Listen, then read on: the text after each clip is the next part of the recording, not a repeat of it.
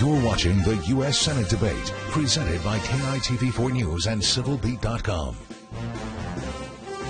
Welcome back to the U.S. Senate debate. Time now for questions from those watching at home, online, and on their smartphones. Let's go to Laura Yamada in the KITV4 Web Center. Laura? Well, Paula, this has been a very lively discussion. We're having a hard time picking questions because there are so many coming at us. But we're going to start with a question for Governor Lingle. And this comes from our Facebook page from Faith. She asks, what is the most dishonest remark that has been said about you by your opponent? Well, there's so many to choose from. I think if I just look at tonight, it would be her continuing to talk about my idea of Medicare Choice being a voucher program. She does that to try to put fear into our senior citizens. She also recently put a TV ad up that said, my plan for Medicare Choice, which would preserve Medicare for the long term, she said it would add a huge amount of money to out-of-pocket expenses for seniors. So she's trading on fear to try to get the kupuna scared. And I think it's not only mean to me, I think it's cynical, and I think it's very disrespectful for the voters when I keep repeating it's not a voucher program, and everybody who's worked on this knows that it's not. She also makes mention from time to time that I'm a co-chair of Governor Romney's campaign when she knows that that's not true either. Representative Hirono, 45-second rebuttal. My Republican opponent has been on the attack since day one of the general election. There's been one after another attack ads regarding my record, my achievements, you name it. So, you know, I really take, there's such a difference in my approach in this campaign because my ads are comparison ads. And when Governor Lingle keeps talking about her premium support plan as not being a voucher plan, I think that's really being disingenuous and dishonest. So she has spent over $1 million attacking me every single day. And these attacks are not true, and they are very misleading. Thank you very much. All right, Paula, this next question is for Representative Hirono. This is from our LiveWire page. Undecided asks, I feel it's important to be independent. Name one specific major issue where you disagree with Senator Daniel Inouye. Our state is the most oil-dependent state in the entire country. And we need to wean ourselves from dependence on fossil fuels. And this is why, unlike my Republican opponent, who supports the Republican agenda of drill, baby, drill, and doubling down on continuing reliance on fossil fuels, I do not. Now, the senator supports drilling in some of the most pristine areas of Alaska. It's called ANWR, and I do not support that. In fact, what our state needs to do is move toward energy self-sufficiency and away from reliance on imported fossil fuels. And I have a sustainability plan that would do just that. Thank you very much, Representative. Governor Lingle, your rebuttal. Over the 2 years that the community and my administration spent creating the Hawaii Clean Energy Initiative, Congresswoman Hirono and her staff were the only ones of the delegation who really didn't participate in that process at all. She says she's against fossil fuel, but in fact, for our nation to expand our economy and to gain energy independence from foreign nations and to keep our military safer, it makes a lot of sense for us to develop our own energy sources. All of the elected officials in Alaska support the drilling of ANWR. We should honor their wishes, while it also helps Hawaii. And their natural gas find is also something that could benefit Hawaii directly, and it would come from a sister state, not from a foreign nation. Thank you very much. And this next question is for Representative Hirono, also from a LiveWire viewer asking, if you have so much confidence, Representative Hirono, in Social Security solvency, would you be willing to forego your pension in Congress and join the system of Social Security like the rest of us? This is yet another erroneous piece of information that keeps circulating, because members of Congress pay into Social Security just like everybody else, and our retirement is just like every other federal employee. So, you know, these erroneous pieces of information keep getting circulated. Now, what I'd like to do with Social Security, which is a very important safety net for our kupuna, is to make sure that it remains strong by lifting the income cap, so that people who are making $110,000 right now continue to pay into the Social Security Trust Fund, thereby keeping that trust fund strong for 75 years. And unlike my Republican opponent, I do not support lifting the retirement age for Social Security, because experts have said that doing that will result in lower Social Security payments to our retirees. That is not the way to go. Those are not our priorities. Thank you. Governor, your rebuttal. Congresswoman Hirono knows that I don't support raising the age of Social Security.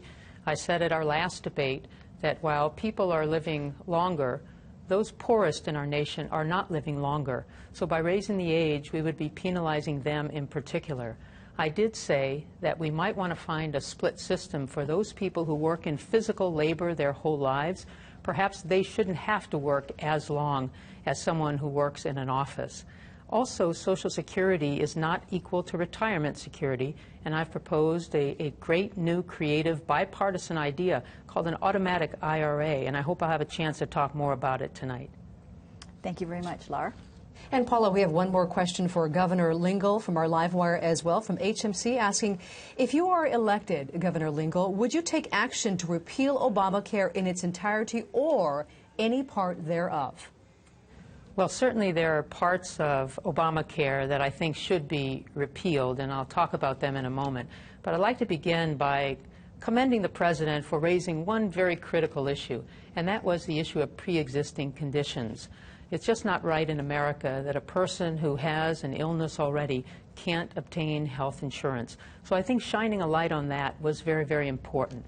But the biggest problem I have with Obamacare is that it takes $716 billion away from Medicare. This is money that would have gone to pay providers like physicians, like hospice organizations, skilled nursing facilities, hospitals, and it would have taken $300 billion from Medicare Advantage. Medicare Advantage is used by 43% of Medicare beneficiaries in our state, much higher than the 25% who use it nationally. So for that one reason alone, I think at a minimum, Obamacare has to be amended. We can't shortchange our kupuna by taking so much money away from Medicare. Thank you very much.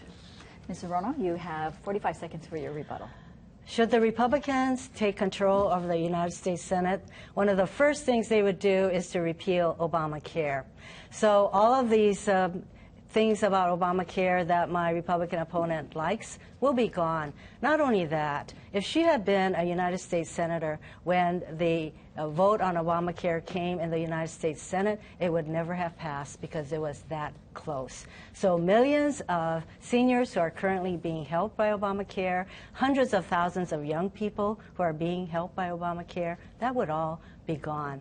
So there's no amount of sugarcoating this, that if Linda Lingle gets elected to the U.S. Senate and the Republicans gain control of the Senate, one of the first things they will do is to repeal Obamacare with nothing much to replace it. All right, thank you very much. Thank you, Laura, and thank you to our viewers who are watching on TV, online, and on your smartphones. We're going to go back to our candidates who have a couple more questions to ask of each other. Again, 30 seconds to ask the question, 1 minute to answer, and 45 seconds for a rebuttal. Governor Lingle, your question for Representative Hirono. Congresswoman Hirono, you talk a lot about local values. I believe a strong local value is hard work, an honest day's work for an honest day's wages. You've collected more than $1 million in salaries plus benefits during your 6 years in Congress, but haven't passed even one bill to help local families or businesses. You missed 144 votes this year alone. Your entire record of missed votes is twice that of your typical congressional colleague. How can you look our citizens in the eye and claim that your poor attendance and lack of results reflect the local value of hard work? This is yet another misleading attack on the part of my Republican opponent, because she knows very well that my voting record in the United States House is 95%, and I have voted almost 5,000 times. Now, when we talk about not being around, why don't we focus on the fact that when my opponent was very busy campaigning for the McCain-Palin ticket in 2008, she was gone for cumulatively almost a month.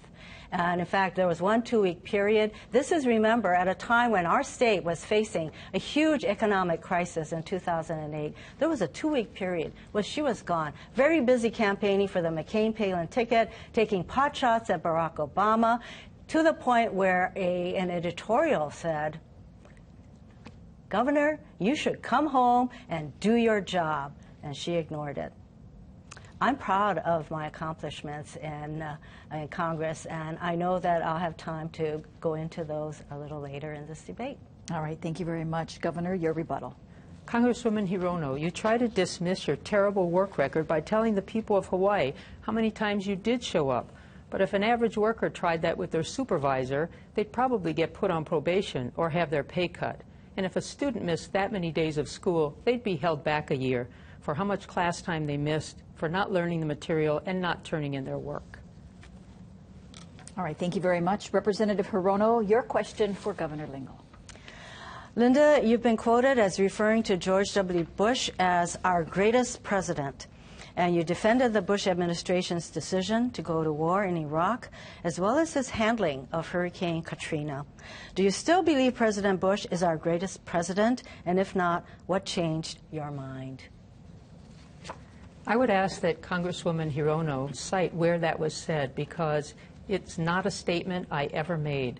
Certainly after 9/11, when President Bush faced an attack on our nation, I thought he did an outstanding job of stepping forward, of uniting the nation, of developing a plan. When our Secretary of State at the time, Colin Powell, went to the United Nations, he believed that Iraq had weapons of mass destruction, and so did our allies in Europe. It was on that basis that the United States Congress voted for our country to go to war. This is not something a president can do on their own. There were also 30 other nations who were involved in that effort. I think at the time, based on the information that we knew, the president did a good job for the nation. But the quote she mentioned never happened. Your rebuttal, Representative. I'm astounded because, you know what, she admitted it. And I see Chad Blair here. You know, you should fact-check this.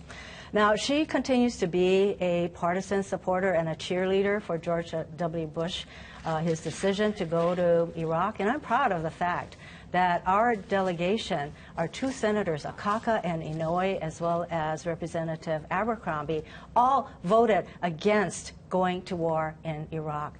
They had the same information, but they had the foresight and the vision not to send us to war in that very tragic mistake. So when she talks about being bipartisan, she has been a cheerleader for George W. Bush, she has been a cheerleader for the McCain-Palin ticket, and she is now a cheerleader for Governor Romney. Thank you very much. Now we're going to head back to our panelists with their questions, and we have Andrew Pereira with a question for Governor Lingle. Governor Lingle, let's touch on something that made big news for the first presidential debate. For many years, Republicans have tried to cut funding for the Corporation for Public Broadcasting, PBS. In this year's first presidential debate, Governor Mitt Romney suggested cuts to Sesame Street and Big Bird, a popular Sesame Street character. Do you support the move? Why or why not? When the nation is facing a $16 trillion debt, I think it's important to look at all expenditures of the nation. But it's clear that the majority of our American budget is made up of Medicare, Social Security, Medicaid, and military spending. We also have to service the debt for the country. We also have a variety of programs such as food stamps, support of agriculture, and homeland security. I guess when you're looking for ways to cut, you look at things that are not essential to the security of the nation, to the economic well-being of the nation. And I doubt there are many listeners out there tonight who think that Sesame Street is essential to the economic health of America or to our country's national security. So I think it's a reasonable thing for someone to point to, but certainly not going to make much of a dent in our debt or in our annual deficit. Thank you very much, Governor. Representative Hirono, your rebuttal. The two things that really added to our debt and deficit was two unfunded wars, Iraq and Afghanistan. And as you saw, Governor Lingle is a cheerleader, continuing cheerleader for the Iraq War. The second thing was the Bush tax cuts for the richest people in our country. These two areas added over $2 trillion to our deficit. So, you know what, I would be interested to know where the governor stands on funding for Planned Parenthood, because that's another program on the hit list for the Republicans nationally. You know, I support Planned Parenthood because they provide health care services to millions of women who otherwise would not have that access. All right, thank you very much, Representative. Catherine Cruz has a question now for Representative Hirono. Representative Hirono, more and more we are seeing Hawaii and Guam shouldering the financial burden of the influx of Micronesians because of the Compact of Free Association. What's your plan to get the federal government to offset the strain on public services? I think that it is very incumbent upon our federal government, because it is through our compacts that we are seeing an influx of these compact migrants. And I have talked with the president. We have put in bills that would provide additional revenues for us. And this leads me to, talk about immigration reform. We need to have comprehensive immigration reform, and I would look at the compact as part of that whole discussion. We need comprehensive immigration reform. I support the DREAM Act that would enable young children who came here undocumented because their parents brought them here, and who now face the prospect of being shipped back to countries they don't even know. And this is why I support what the president did with his executive decision to not deport these young people. And this is something that I know Mitt Romney does not support. Thank you very much, Representative. Governor, your rebuttal. Congresswoman Hirono is confused about immigration. The Compact of Free Association is an agreement the American government made with Palau, Micronesia, and the Marshall Islands because of atomic testing that we've done there, and it's denuded their land. So they're able to travel visa-free anywhere in America at any time. The problem is that they come disproportionately to our state. It cost our state $110 million my last year as governor, and the federal government only reimbursed us $11 million for all of the health, education, and other services that we provide. Congresswoman Hirono never responded to my letter when I asked for additional help, whereas Congressman Abercrombie did respond to me to try to get assistance for the state of Hawaii to deal with the large number of people who are coming from the compact countries. Thank you very much.